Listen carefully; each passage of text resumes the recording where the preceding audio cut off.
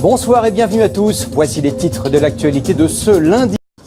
C'est une nouvelle tendance, à la fois originale et, paraît-il, recommandée par les diététiciens. Les Français, de plus en plus nombreux, surmontent leur réticence et commencent à manger des insectes. C'est une pratique commune en Asie, au Mexique. Nos courageux reporters Yann Ovine et William Villemain ont fait bombance en avalant de drôles de petites bêtes. Regarde. Au menu, ce midi-là, velouté de butternut et la touche spéciale de Maxime, les verres de farine à la place des croûtons. Et avec tes amis, tu passes un peu par un fou, quoi? Un peu, mais j'en ai converti quelques-uns et on essaie de montrer que tout le monde peut en prendre. Ces Toulousains les cuisinent 1 à 2 fois par semaine, en soupe, en salade ou en risotto.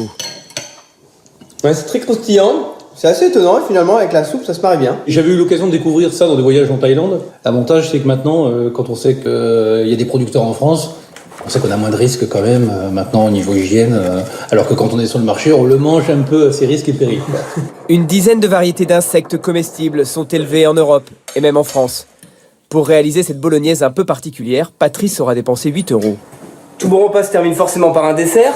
Monsieur Fouché, quel est le dessert du jour? Alors ça va être un baba au rhum à base de verre de farine. Là on part sur du bois, on part sur du lichen.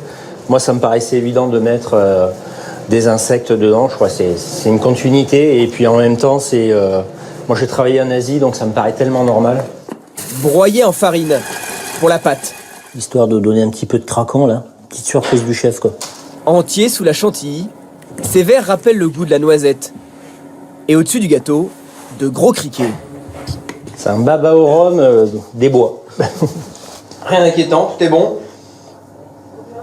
Là c'est le test ultime. Car les criquets ne sont pas là juste pour décorer. Je suis un peu moins fan. Mais bon, pourquoi pas. Les pâtisseries de Jean-François Fouché étonnent et plaisent. En décembre, il était même dépassé par la demande pour ses bûches de Noël aux insectes. Alors je vais pas vous dire que je vais manger des insectes à tous les repas, mais c'est vrai que finalement j'ai très vite dépassé ce côté repoussant des petites bêtes et c'est une expérience assez enrichissante. Très courageux Yann Ovine.